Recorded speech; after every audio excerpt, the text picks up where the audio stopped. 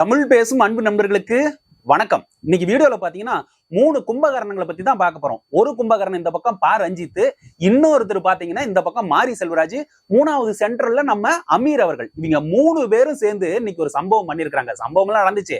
ஆனா அந்த சம்பவத்தை வந்து எல்லாருமே நம்ம பசங்க, தம்பி, தங்கைகள், பெரியப்பா, சித்தப்பா அத்தனை பேருமே ஓடிட்டு இருக்காங்க. ட்ரோல் மெட்டீரியலா மாறிட்டாங்க. ஆனா அவங்களுக்கு வந்து ஒரே ஒரு கேள்வி மட்டுங்க, நறுக்குன்னு ஒரே கேள்வி.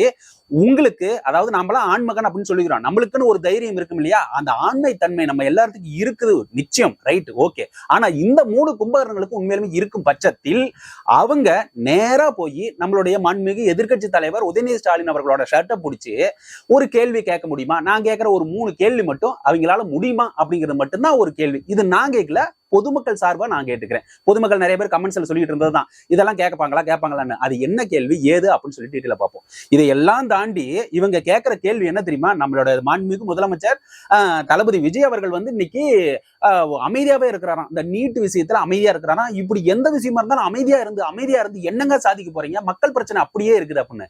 இருங்க, அவர் அமைதியா இருந்த சாதிச்ச விஷயங்களை நீங்க நீட்டுக்காக போராடுறீங்களா? அது சம்பந்தப்பட்டவே சில விஷயங்களை நான் உங்களுக்கு எடுத்து வைக்கிறேன். இதெல்லாம் அப்படியே ஒரு பக்கம் வச்சிருவோம்ப்பா. இந்த பக்கம் பாத்தீங்கன்னா செந்தில் பாலாஜி அவர்கள், அது ஒரு சம்பவம் நடந்திருக்கு. அதுக்கு முன்னாடி இந்த விஷயத்துல இன்னொரு விஷயத்தை விட்டுட்டேன். என்னன்னு பாத்தீங்கன்னா, இவங்க எல்லாம் செஞ்சுட்டு இருக்கிறாங்கல்ல, அந்த 3 கும்பகர்ணங்களும் சேர்ந்து செய்யற ஒரு செயல் இருக்குதுல்ல, இந்த செயலுக்கு பின்னாடி திராவிட முன்னேற்ற கழகம் ஒரு ராஜ தந்திரத்தையே வடிவமைச்சு நடத்திக்கிட்டு இருக்குது. அது தமிழக மக்களுக்கு நான் சொல்லணும்னு ஆசைப்படுறேன். முக்கியமான ஒரு ராஜதந்திரம் இது. திராவிட முன்னேற்ற கழகம் இந்த இயக்குநர்களையே இயக்குற ஒரு இயக்கமா இருந்துகிட்டு இருக்குது திராவிட முன்னேற்ற கழகம், ரைட். அதை பத்தி பார்ப்போம். அதுக்கு அடுத்தது நான் முன்னாடி சொன்ன மாதிரி செந்தில் பாலாஜி அவர்கள் இன்னைக்கு சரண்டர் ஆயிட்டாருங்க. இந்த ஜாமீன் கொடுக்காம ஜாமீன் கொடுத்து வந்து கையெழுத்து போடாம இருந்தாங்க இல்லையா, அவங்க இன்னைக்கு வந்துட்டாங்க. ஆனா அதை பத்தி சில விஷயங்கள் உங்ககிட்ட ஷேர் பண்ணியே ஆகணும். ஏன்னா அவ்வளவு பெரிய சந்தோஷம். ஏன் சந்தோஷமா இருக்கிறேன்னா, அந்த நிகழ்வுகளை ஒவ்வொன்றா எடுத்து வைக்க மக்கள் எல்லாமே ஆஹா இப்படியா அப்படியா அப்படின்னு இருக்குது. ஆனா மீடியேட்டர் புரோக்கர்ஸ் சில வேலைகளை செஞ்சிருக்கிறாங்க. அந்த விஷயங்களும் உங்ககிட்ட. ஆனா செந்தில் பாலாஜி அவர்களுக்கு இன்னைக்கு தான், இனிமேல் தான் வந்து பிரச்சனையே. கச்சேரி ஆரம்பம், கச்சேரி பிளாஸ்ட்னு சொன்ன மாதிரி கச்சேரி இனிமேட்டு தான் ஆரம்பம். என்ன கச்சேரின்னு சொல்லிட்டு இன்னொரு பக்கம் பாத்தீங்கன்னா அன்புமணி ராமதாஸ் அவர்கள் வந்து நம்ம முதல்வர் விஜய் அவர்களை பார்த்து, நீங்க அங்க போகவே கூடாது, போகக்கூடாது, போனீங்க அவ்வளவுதான் அப்படின்னு சொல்லிக்கிறாங்க. எந்த இடத்துக்கு, ஏன் போகக்கூடாது? ஆனா அதுக்குள்ள இருக்கிற சூட்சமத்தையும் நான் கண்டுபிடிச்சிருக்கேன். அதையும் நம்ம கிட்ட ஷேர் பண்ணணும்னு தோணுது. இதை பத்தி தான் 3 விஷயங்களை முழுக்க இந்த வீடியோல பாக்குறோம். அதுக்கு முன்னாடி நம்ம எப்பயும் ரெக்வஸ்ட் பண்றது, அந்த கமெண்ட் செக்ஷன் அப்படியே இழுத்தீங்கன்னா ஹைப்னு ஒரு ஆப்ஷன் வரும். அது கொடுத்தீங்கன்னா பெரிய உந்துதலா இருக்கும். Subscribe button bell icon click பண்ணி நம்ம போடுற வீடியோ நோட்டிபிகேஷன் உங்க மொபைலுக்கு வரும். லைக்கும் ஷேரும் கொடுத்தீங்கன்னா நீங்க பார்த்த உணர்வு மற்றவர்களும் அதே உணர்வை பெறுவார்கள் அப்படின்னு சொல்லிட்டு நேரா இந்த 3 கும்பகர்ணங்களை பத்தி பாசிடுவோம். ஏன்னா கும்பகர்ணங்கிறது சூப்பரான மனுஷன். அது வந்து ஹிஸ்டரியில ஏன் இவங்களுக்கு பொருத்தம் அப்படிங்கும் போது உங்களுக்கே தெரியும்.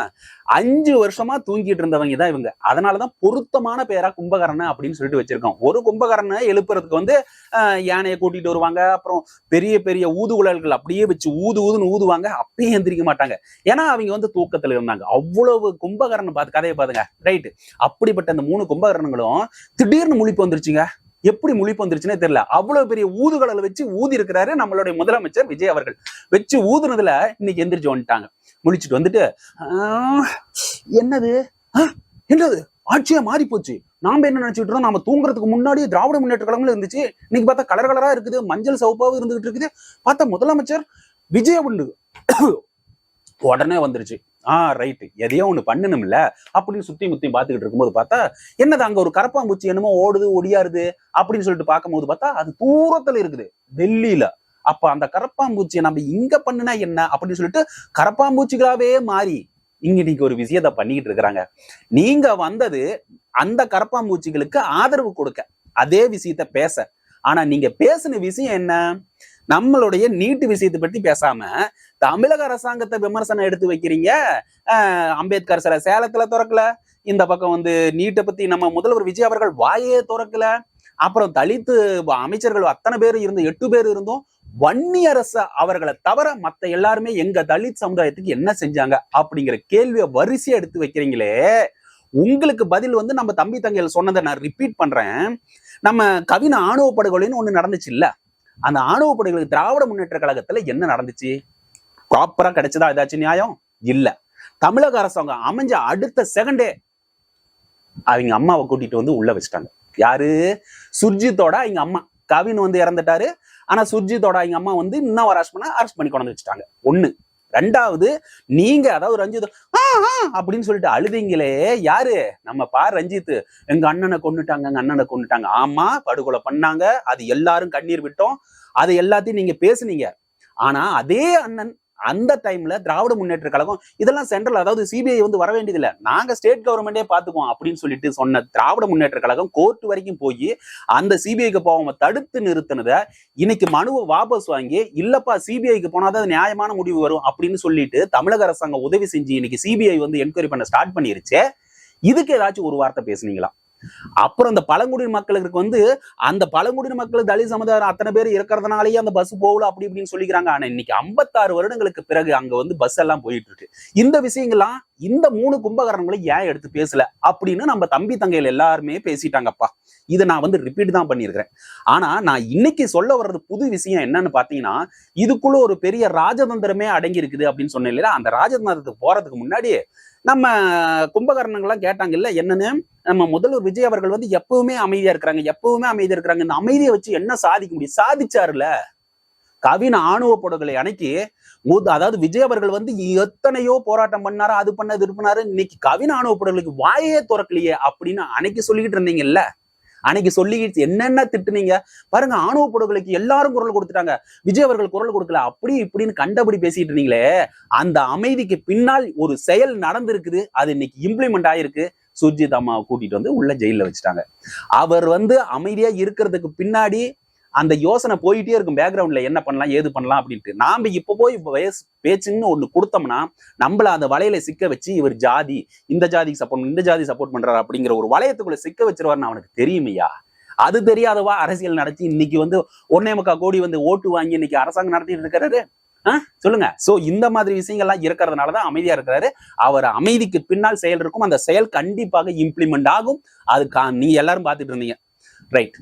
இப்போ ராஜதந்திரம்னு சொன்னல, பெரிய ராஜதந்திரம். அது ரஞ்சித் அவர்கள் சொன்ன வார்த்தையிலிருந்தே ராஜதந்திரம்.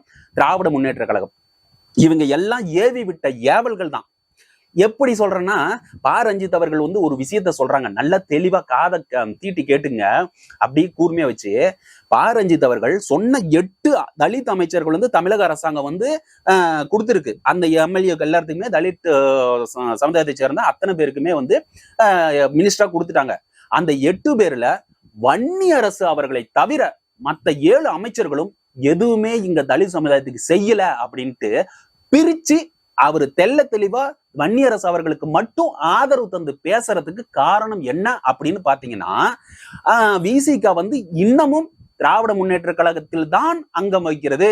நாளைக்கு உங்க அரசாங்கத்தை கமிழ்த்த உடனேயுமே இந்த விசிக அங்க போகும். அதுக்கான உள்ளடி வேலைகளை நாங்க செஞ்சுக்கிட்டு இருக்கிறோம் அப்படின்னு தெளிவா அதுக்கு பூசி முழுகிற மாதிரி 7 பேரை இப்ப 7ஓட 8 வச்சு 8 பேருமே எங்க தலித் சமுதாயத்துக்கு செய்யலன்னு சொன்னா, நாளைக்கு எதிர்காலத்துல நல்லா கேளுங்க, எதிர்காலத்துல நீ ரஞ்சித், நீங்க அன்னைக்கே 8 அமைச்சர்களா உங்க தலித் சமுதாயத்திலிருந்து எதுவுமே செய்யலன்னு சொன்னியப்பா அப்படின்னு கேள்வி வரும். அப்படிங்கிறதுக்காக 8 பேர்ல 7 பேர் மட்டும் ஒதுக்கி வச்சுட்டு ஒரே ஒரு மனுஷன் வன்னியரசு அவர்கள் மட்டும் தெளிவா நல்ல அதாவது தலித் சமுதாயத்துக்கு செஞ்சுக்கிட்டு இருக்கிறாரு அப்படின்னு சொன்னது நான் அன்னைக்கே சொன்னேன்னு நீங்க சொல்லுவீங்கல்ல. அந்த ஒரு காரணத்துக்காக நீங்க இன்னைக்கு இது பேசி வச்சிருக்கிறீங்க. இது எங்களுக்கு தெரியாதா? இல்ல பாத்துக்கிட்டு இருக்கிற நம்ம தமிழக வெற்றி கழகத்தை சேர்ந்த அத்தனை பேருக்குமே நல்லா தெரியுமே, அவங்கதான் எடுத்து சொல்லிட்டு இருக்காங்களே. இதுல ஒரு ராஜதந்திரம் என்னன்னா, எப்பா எல்லாத்தையும் போட்டு அடிக்கலாமா இல்ல என்ன பண்ணலாம் அப்படின்னு நீங்க அவங்க கிட்ட கேட்டிருக்க வாய்ப்பு இருக்கு. அவங்க சொல்லிப்பாங்க, இல்ல விசிகா நம்ம கூட தான் இருக்கிறாங்க, அந்த அமைச்சர் மட்டும் தனியா பெட்டி கட்டி ஓரமா வச்சுட்டு என்னென்ன புகழ முடியுமா புகழ்ந்துட்டு இந்த 7 பேரும் தமிழக வெற்றி கழகத்தோட சேர்ந்த எம்எல்ஏக்கள் அவங்கள இது பண்ணு அப்படின்னு ரஞ்சித்துக்கு வந்திருக்கலாம். அவர் எடுத்து விட்டு விளாசிக்கிட்டு இருக்காரு. ஆனா விளாசுல அது உங்களுக்கே பேக் ஃபயர் ஆயிருக்குன்னு இப்ப பாத்துக்கிட்டு இருக்கிறது ட்ரோல் மெட்டீரியலா. என்னங்க ஐயா சொல்றீங்க ரஞ்சித் அவர்கள்? நாங்க சொல்றதெல்லாம் புட்டு உங்க மனசுல இருக்கிறத அப்படியே எடுத்து வைக்கிறோம்ல, கொஞ்சம் மனசு கஷ்டமா தான் இருக்கும். உண்மையை சொன்னா வலிக்குதானே செய்யும். இந்த விஷயம் தான் ராஜதந்திரத்திலேயே கரைச்சு குடிச்ச திராவிட முன்னேற்ற கழகம் உங்களுக்கு அப்படியே கைட் பண்ணிட்டு போகுது. நீங்க அப்படியே பாவம், நீங்க என்ன பண்ணுவீங்க? கைப்பொம்மையா ஆடிக்கிட்டு இருக்கிறீங்க. நீங்க பேசின விஷயம் என்ன? நீட்டு சம்பந்தப்பட்டது. அதை மட்டும் பேசியிருந்தா இன்னைக்கு எல்லாரும் சந்தோஷப்பட்டிருப்பாங்க. 5 வருஷத்துக்கு முன்னாடி நீங்க பேசிருந்தீங்கன்னா, முன்னாடி போய் நின்று இருந்தீங்கன்னா சந்தோஷப்பட்டிருப்பாங்க. இப்ப நீட்டுக்கு தமிழ்நாட்டுல பேசுறதுக்கு நீங்க அங்க டெல்லியில போய் அந்த சோனம் அவர் இருக்கிறார்ல, அவர் உண்ணாவிரதம் இருந்துகிட்டு இருக்கிறாருல, அந்த உண்ணாவிரத்தோட சேர்ந்து நீங்களும் கண்டினியூ பண்ணி 10-15 நாளா அப்படியே வெயில்ல காஞ்சி சாப்பிடாம கருவாடாட்ட போயிருந்தீங்கன்னா அருமை அருமை. நீங்க தாயா சமூக அந்த ஒரு அக்கறை கொண்ட ஒரு நல்ல மனிதர்கள் பட்டியல சேர்ந்திருப்பீங்க. ஆனா நல்லா சாப்பிட்டு திருப்தியா வந்துட்டு அவங்க இன்ஸ்ட்ரக்ஷன் என்ன கொடுக்குறாங்களோ அதை அப்படியே வாங்கிட்டு வந்து அப்படின்னு வாந்தி எடுத்துட்டு நீங்க வாக்குல போயிட்டீங்க. இது எந்த விதத்துல நியாயம்? நல்லா யோசிச்சு பாருங்க. இது நான் கேட்கலீங்க, பொதுமக்கள் சார்பா எல்லாருமே கேட்டுட்டு இருக்காங்க. இது வந்து புட்டு புட்டு வச்சுக்கிட்டு இருக்காங்க. அது நான் வந்து டீசெண்டா நம்ம சேனல்ல வந்து தெள்ள தெளிவா ஆரம்பம்னு சொன்னா டீசெண்டா பேசிட்டு இருக்கோம், டீசெண்டா சொல்லிக்கிட்டு இருக்கிறோம். ஆனா இதுல மத்த சேனல்லாம் போய் பாத்தீங்கன்னு வைங்களேன், கழுவி கழுவி ஊத்திட்டு இருக்கிறாங்க. சோ இது எப்பவுமே நடக்காத விஷயங்களா தான் இன்னைக்கு புதுசு புதுசா நடந்துகிட்டு இருக்கு. அது இந்த 3 கும்பகரன்களை பாத்தீங்கன்னு வைங்களேன், ரொம்ப கஷ்டமா தான் இருக்குது. நீங்க என்ன பண்ணுவீங்க? பாவம், படம் ஏதாச்சும் ஒரு நிமிடம் டைரக்ட் பண்ணும்ல, அதுக்கு என்னமோ பண்ணிக்கிட்டு இருக்கிறீங்க. சரி ரைட்டுப்பா, இது எல்லாத்தையும் பேசி ஆசை தீர பேசியாச்சு.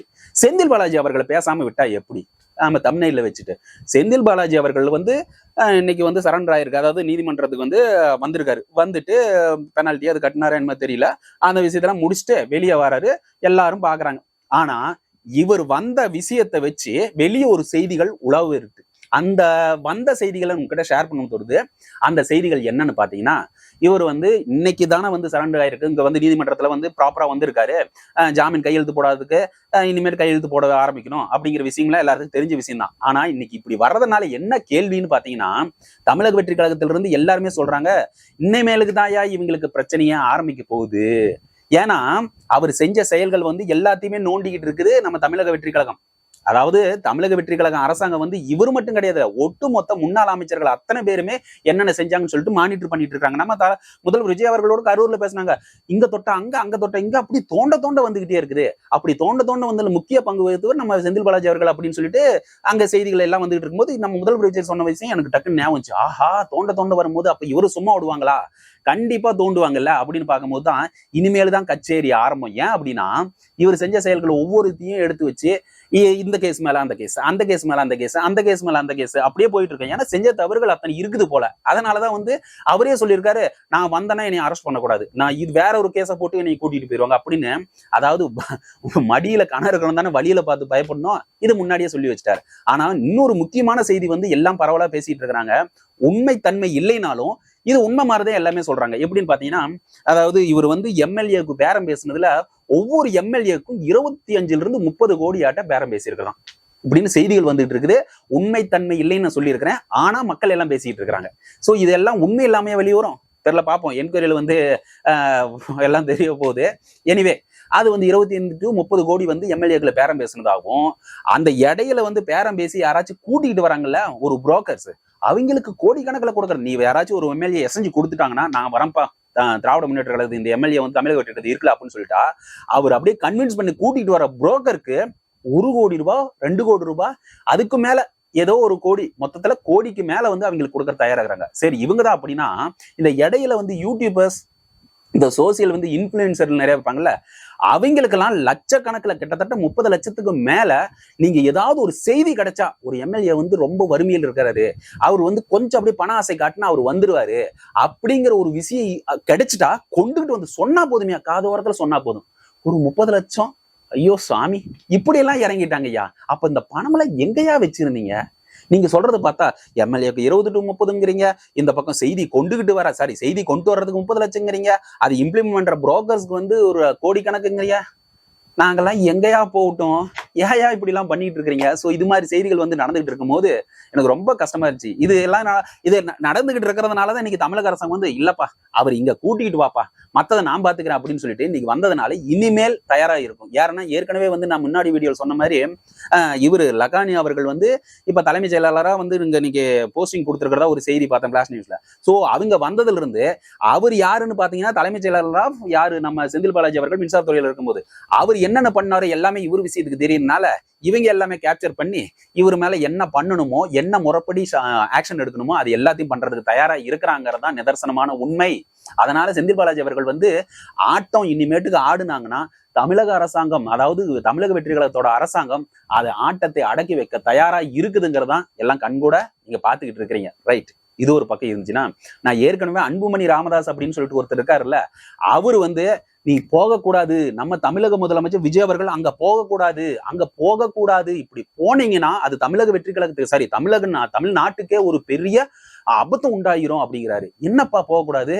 ஒண்ணும் இல்ல, நம்ம தமிழக முதலமைச்சர் வந்து கர்நாடகா போக போறாருன்னு ஒரு செய்தி வந்திருக்குது. அங்க போயிட்டு இந்த மேகதாது அணை கட்டுறத விஷயத்தை பத்தி பேசி நதிநீர் பங்கீடு, அந்த நீர் பங்கீடு பத்தி பேசலாம் அப்படின்னு சொல்லிட்டு முடிவெடுத்து போலான்னு இருக்கிறாங்க.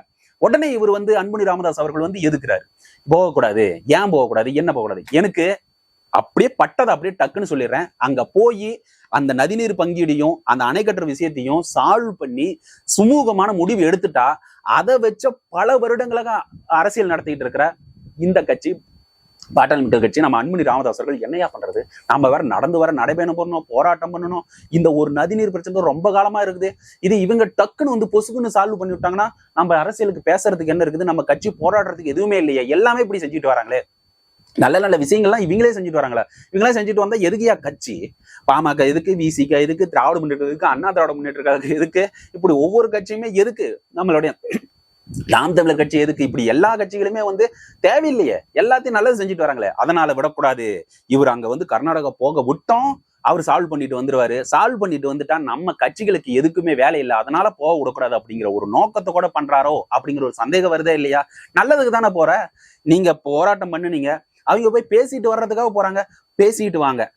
ஒரு ஒரு அண்டை மாநிலத்தோட முதலமைச்சர் கூட, நாட்டோட அண்டை மாநிலத்தோடவும் ஒரு சுமூகமான ஒரு நல்லுறவு பேர்னால என்ன பிரச்சனை உங்களுக்கு? அதை மட்டும் தயவுசெய்து சொல்லுங்க. அவர் போய் பேசிட்டு வர்றதுனால துப்பாக்கி எடுத்து சுட்டுருவாங்களா? இல்ல பேசிட்டு வர்றதுனால போராட்டம் வெடிக்குமா? கலவரம் வெடிச்சு நம்மளோட கர்நாடகா பார்டருக்கும் நமக்கும் தமிழ்நாட்டுக்கு ஏதாச்சும் பிரச்சனை வந்துருமா? நல்ல விஷயத்துக்கு போறத வாழ்த்தி அனுப்பி வைக்கிறத விட்டுட்டு உங்களோட சுயலாபத்துக்காக போனா சால்வ் ஆயிடுச்சுன்னா என்ன பண்றது? நம்மளோட அரசியல் எதிர்காலம் என்ன அப்படிங்கிற ஒரு கேள்விக்குறியோட இருந்து கேள்வி வச்சா நாம ஆன்சர் பண்றது தமிழக வெற்றி கழகம் அரசாங்கம் எப்போதும் தயாரா இருக்கும்னு சொல்லிட்டு இந்த வீடியோ இதோட முடிச்சுக்கிறேன். மறக்காம இதுவரைக்கும் வீடியோ பாத்தீங்கன்னா லைக்கும் ஷேரும் கொடுத்தீங்கன்னா நீங்க பார்த்த ஒன்று மற்றவங்க அதே ஒன்று பெறுவார்கள். சப்ஸ்கிரைப் பட்டன் பெல் ஐக்கனை கிளிக் பண்ணி நம்ம போடுற வீடியோ நோட்டிபிகேஷனா உங்க மொபைலுக்கு வரும்னு சொல்லிட்டு விடைபெறுகிறேன். நன்றி, வணக்கம்.